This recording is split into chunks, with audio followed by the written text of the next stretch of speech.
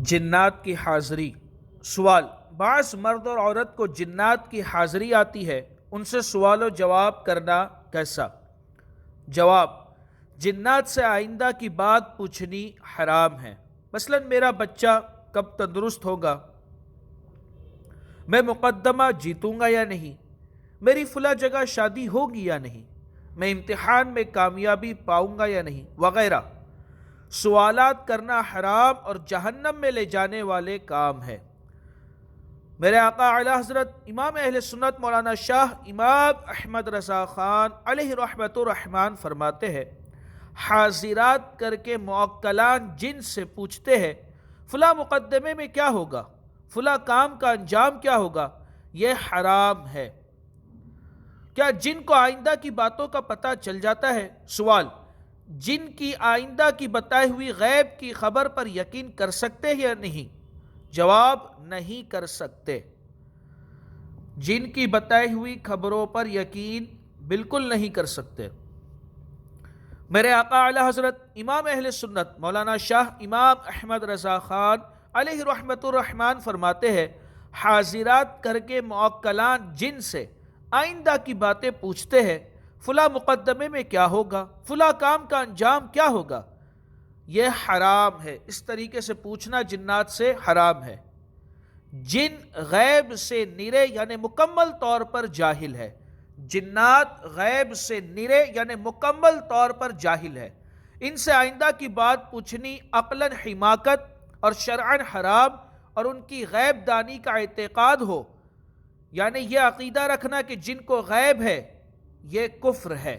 یہ عقیدہ رکھنا کہ جن کو علم غیب ہے یہ عقیدہ کفریہ ہے۔ جنات کو 1 سال تک حضرت سیدنا سلیمان علی نبینا وعلیہ الصلاۃ والسلام کی وفات ظاہری کا علم نہ ہو سکا۔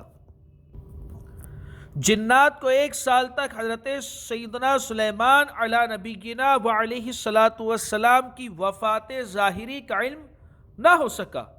چنانچہ اللہ عالم الغیب جل جلالہ کی سچی کتاب قرآن پاک میں ارشاد ہوتا ہے،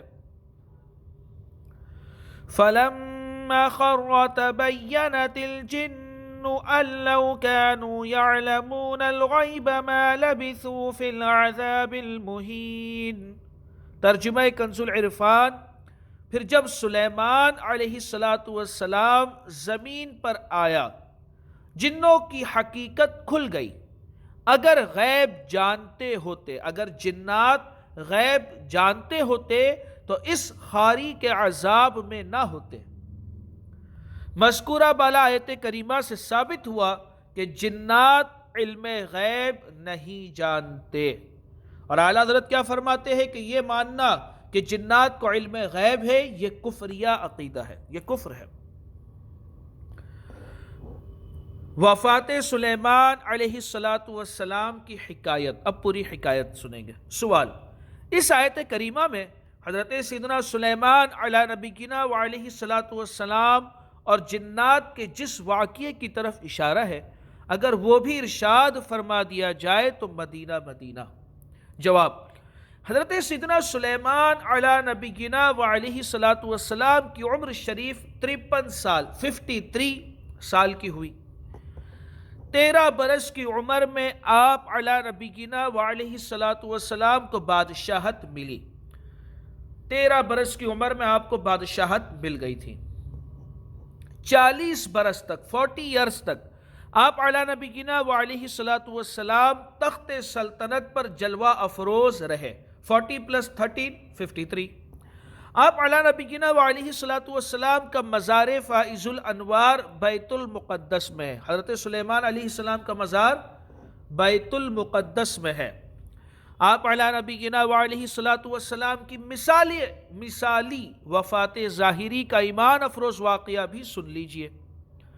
ملک شام میں، سننے جیسی بات ہے، ملک شام میں جس جگہ حضرت سیدنا موسیٰ کلیم اللہ علی نبینا وعلیہ السلام کا خیمہ گاڑا گیا تھا، جہاں آپ کا خیمہ تھا، ٹھیک اسی برکت والی جگہ حضرت سیدنا داؤد علی نبینا وعلیہ السلام نے بیت المقدس کی بنیاد رکھی۔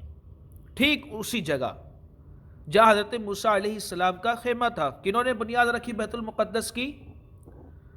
حضرت سیدنا داؤد علیہ السلام نے۔ بیت المقدس کی بنیاد حضرت سیدنا داؤد علیہ السلام نے رکھے۔ مگر عمارت پوری ہونے سے قبل ہی حضرت سیدنا داؤد علیہ نبینا وعلیہ الصلوۃ والسلام کی وفات ظاہری کا وقت آ گیا، چنانچہ اپنے فرزند ارجمند حضرت سیدنا سلیمان علیہ نبینا وعلیہ الصلوۃ والسلام کو اس عمارت کی تکمیل کی وصیت فرمائی۔ کام شروع کرے تھے حضرت سیدنا داؤد علیہ السلام نے، اب آپ کا وفات ظاہری کا وقت آیا تو اپنے بیٹے حضرت سیدنا سلیمان علیہ السلام کو اس عمارت کا کام مکمل کرنے کی وصیت فرمائی۔ حضرت سیدنا سلیمان علیہ نبینا وعلیہ الصلوۃ والسلام نے جنات کے ایک گروپ کو اس کام پر لگا دیا۔ عمارت ابھی تعمیری مراحل سے گزر رہی تھی کہ آپ علیہ نبینا وعلیہ الصلوۃ والسلام کی وفات ظاہری کا وقت بھی قریب آ گیا۔ آپ علیہ نبینا وعلیہ الصلوۃ والسلام نے دعا مانگی، یا اللہ عز و جل میری وفات ان جنات پر ظاہر نہ فرما۔ حضرت سیدنا سلیمان علیہ السلام نے دعا مانگی، اے اللہ میری وفات ان جنات پر ظاہر نہ فرما، اور وہ برابر عمارت کی تکمیل میں مصروف عمل رہے، جنات تعمیر کا جو کام ہے وہ کرتے رہے۔ حضرت سیدنا سلیمان علیہ السلام نے یہ دعا مانگے، اے اللہ میری وفات ان جنات پر ظاہر نہ فرما اور وہ برابر عمارت کی تکمیل میں مصروف عمل رہے، اور ان سبوں کو جو علم غیب کا دعویٰ ہے وہ بھی باطل ٹھہر جائے، جو علم غیب کا دعویٰ ہے وہ بھی غلط ثابت ہو جائے۔ یہ دعا مانگ کر آپ علیہ نبینا وعلیہ الصلوۃ والسلام محراب میں داخل ہو گئے، اور حسب عادت، جیسے کہ آپ کی عادت تھی، اپنا عصا مبارک ٹیک کر عبادت میں کھڑے ہو گئے، اور اسی حالت میں آپ علیہ نبینا وعلیہ الصلوۃ والسلام کی وفات ہو گئی۔ مگر مزدور جنات برابر کام میں مصروف رہے، عرصہ دراز تک، ایک لمبے عرصے تک آپ علیہ نبینا وعلیہ الصلوۃ والسلام کا اسی حالت میں رہنا، عبادت کی پوزیشن میں رہنا جنات کے لیے کوئی نئی بات نہیں تھی، کیونکہ وہ بارہا دیکھ چکے تھے کہ آپ علیہ نبینا وعلیہ الصلوۃ والسلام ایک ماہ بلکہ کبھی کبھی دو مہینہ برابر عبادت میں کھڑے رہا کرتے ہیں۔ الغرض ظاہری انتقال کے بعد 1 سال تک آپ علیہ نبینا وعلیہ الصلوۃ والسلام اپنی مبارک لاٹھی سے ٹیک لگائے کھڑے رہے، یہاں تک کہ بحکم الہی عز و جل دیمک نے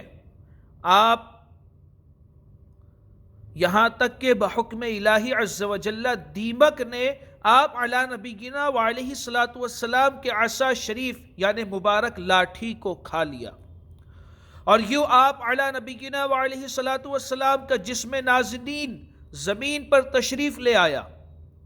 اب جنات اور انسانوں کو آپ علیہ نبینا وعلیہ الصلوۃ والسلام کی ظاہری وفات کا علم ہوا۔